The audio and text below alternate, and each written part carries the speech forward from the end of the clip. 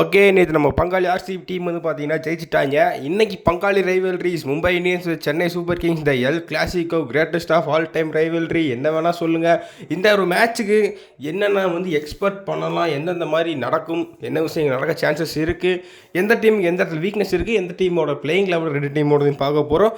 வாங்க வீடியோக்குள்ளே போகலாம். ஓகே, ஃபஸ்ட் திங் வந்து என்னென்ன எக்ஸ்பெக்ட் பண்ணலாம் அப்படின்னா, எடுத்தோன்னா அனிருத்தோட ஒரு பயங்கரமான ஓப்பனிங் செரிமனி இருக்கும். நிறையா ப்ராக்டிஸ்லாம் பண்ணிகிட்ருக்காரு. பயங்கரமாக இன்ஸ்டாகிராமில் வைரலாக கூட போயிட்டுருக்கு. இன்றைக்கி ஒரு சம்பவம் அனிருத்கிட்டே இருந்துருக்கு. ஓகே, மேட்ச்சில் என்னென்னு எக்ஸ்பெக்ட் பண்ணலாம் அப்படின்னா, இந்த ஒரு மேட்ச் வந்து பார்த்திங்கன்னா எனக்கு தெரிஞ்சு ஒரு க்ளோஸ் கேமாக தான் போகும். சென்னை சூப்பர் கிங்ஸ் ஆடினாலே இது க்ளோஸ் கேமாக போகலன்னு தான் அதிசயம். பட் இந்த மேட்சும் க்ளோஸ் கேமாக தான் போகும்னு என்னோட கெஸ்ஸு. நெக்ஸ்ட் விஷயம் வந்து பார்த்தீங்கன்னா, இந்த மேட்ச் வந்து பார்த்தீங்கன்னா ஸ்பின் ட்ராக்காக இருக்குமா, ஃபாஸ்ட் பவுலிங் ட்ராக்காக இருக்குமான்னு சொல்லிட்டு இன்னும் ஒரு மத்தியானம் ஒரு வீடியோ வருது. அந்த வீடியோவை பார்க்கணுன்னு நம்ம சேனல் சப்ஸ்கிரைப் பண்ணி வச்சுக்கோங்க. ஏன்னா அது முக்கியமான விஷயம் for Chennai Super Kings fans and Mumbai Indians ஃபேன்ஸுக்கு இருக்குது. அதை வச்சுட்டு அந்த மேட்ச் எங்கிட்டு போதும்னு சொல்ல போகிறோம். சப்ஸ்கிரைப் பண்ணி வச்சுக்கோங்க. ஓகே, வேறு என்ன எக்ஸ்பெக்ட் பண்ணலாம் அப்படின்னா, இந்த மேட்ச்சில் ஹர்திக் பாண்டியா கிடையாது, பும்ரா கிடையாது, மும்பை இந்தியன்ஸ் ஈஸியாக வின் பண்ணிடுவாங்க. நிறைய பேர் எக்ஸ்பெக்ட் பண்ணிட்டு இருப்பீங்க. மும்பை இந்தியன்ஸை சென்னை வின் பண்ணிடுவாங்கன்னு சொல்லி நிறைய பேர் எக்ஸ்பெக்ட் பண்ணிட்டு இருப்பீங்க. வெயிட் பண்ணி பார்க்கலாம். ஏதோ ஒன்று மேட்ச் ஆகும் மொத்தம் தெரிய விட போகிறாங்க மட்டும் தெரியுது. ஓகே, ஒவ்வொரு டீமோட பிளேயிங் லெவல்னு பார்த்துருவோம். ஃபஸ்ட்டு ஸ்டார்டிங் வித் மும்பை இந்தியன்ஸோட பிளேயிங் லெவன் என்னவா இருக்கும்னா, எனக்கு தெரிஞ்சு ஹர்திக் பாண்டியா இல்லாத காரணத்தினால ஓப்பனிங்கில் வந்து பார்த்திங்கன்னா ரோஹித் சர்மா கூட யார் விளையாட போகிறான்னு தான் ஒரு கேள்வி உங்களுக்கு வரும். நன் அதர் தென் விக்கெட் கீப்பர் பேட்டர் வேறு யாரும் கிடையாது, நம்மளோட ரியல் ரிக்கல்டன். அவர் தான் வந்து பார்த்திங்கன்னா சாம்பியன்ஷிப் ட்ராஃபியில் பயங்கரமாக அடிச்சுட்டு இருந்தார். இந்த மேட்ச்லேயே அவர் தான் ஓப்பன் பண்ணுவார்னு என்னோட கெஸ் பண்ணுறேன். நீங்கள் என்ன நினைக்கிறீங்க கமெண்ட் சொல்லுங்கள். ஒன் டவுன் வந்து பார்த்தீங்கன்னா இந்த மேட்ச்சுக்கு மட்டும் ஹர்திக் பாண்டியா இல்லாதனால மும்பையோட காம்பினேஷன் இதாக தான் இருக்கும். வில் ஜாக்ஸ் வந்து பார்த்தீங்கன்னா ஒன் டவுன் ஆடுவார்னு நினைக்கிறேன், ஹர்திக் பாண்டியா இல்லாத காரணத்தினால. ஏன்னா சேப்பாக்கனால ஸ்பின் ஹெல்ப் பண்ணுன்னு சொல்லி ஒரு மெத்து இருக்குது. அந்த மெத்துக்கு தகுந்த மாதிரி இவரும் ஸ்பின் பவுலிங் போடுவார். ஒன் டவுனில் இவர் ஆடுவார். நம்பர் 4 and 5 திலக் வர்மான், சூரியகுமார் யாதவ் கேப்டன்ஷிப் பொறுப்படுத்தி நம்பர் 5 சூரியகுமார் யாதவ் விளையாடுவார்னு நினைக்கிறேன். ஏன்னா அவருக்கு சேப்பாக்கில் பெட்டர் ரெக்கார்ட் கிடையாது. ஃபாஸ்ட் பவுலர்ஸ் பின்னாடி வரும்போது அடிச்சுக்கலாம்னு சொல்லிட்டு பிளான் பண்ணியிருப்பார்னு நினைக்கிறேன். சூரியகுமார் யாதவ் நம்பர் 5 வந்தால் கரெக்டாக இருக்கும். மும்பை இந்தியன்ஸ் என்ன பண்ண போகிறாங்கன்னு தெரியல, என்னோட கருத்து இதுதான். அப்புறம் நம்பர் 6 நமந்தீர், நம்பர் 7 ஷாட்னர், நம்பர் 8 வந்து பார்த்தீங்கன்னா Trent Boult, number 9 Karan Sharma, number 10 Deepak சேகர்னு சொல்லிட்டு நம்பர் 10 வரைக்குமே கிட்டத்தட்ட பார்த்தீங்கன்னா பேட்டிங் எல்இடி இருக்குது. ஏன்னா தீபக் சேகர் பேட்டிங் ஆடுவார், கரண் சர்மா போன ஒரு ஐபிஎல்லில் பார்த்தோம், ட்ரெண்ட் போல்ட்டும் ஆடுவார், அப்புறம் மிச்சல் சாட்னர் ஆல்ரவுண்டரு. நம்பர் 10 வரைக்குமே பேட்டிங் வச்சுருக்காங்க. நம்பர் 11 பூம்ரா இருந்தால் பூம்ரா ஸ்ட்ரைட்டாகவே ஆடிருப்பார். பூம்ரா இல்லாதனால யார் ஆட போகிறான்னு டீமை தேடி பார்த்தோம்னா ஒரே ஒரு பிளேயர் மட்டும் என் கண்ணுக்கு தட்டுப்பட்டார். யார் அப்படின்னா ராஜ்வர்தன் அங்கர்யாக்கர்னு சொல்லி சென்னை சூப்பர் கிங்ஸ் கேம்பில் இருந்தவர். சென்னை சூப்பர் கிங்ஸ்க்கு ஆப்போசிட்டாகவே முதல் மேட்ச்லேயே விளையாடுறதுக்கு சான்சஸ் இருக்குது.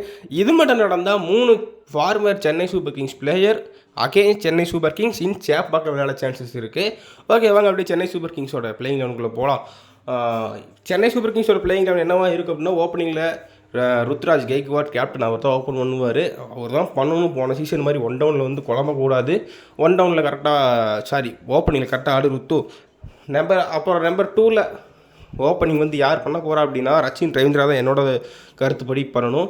இன்னும் ப்ரோ டெவன் கான்வே இல்லையா அப்படின்னு கேட்டால் டெவன் கான்வே இப்போதைக்கு வேணாம், ரச்சின் ரவீந்திரா பண்ணால் நல்லா இருக்கும்னு நினைக்கிறேன். ஓகே, நம்பர் 1 டவுனில் வந்து பார்த்திங்கன்னா ராகுல் திரிபாட்டி எப்படி பண்ணால் போகிறாருங்கிறத வச்சு தான் சென்னை சூப்பர் கிங்ஸோட இந்த சீசனே இருக்குது.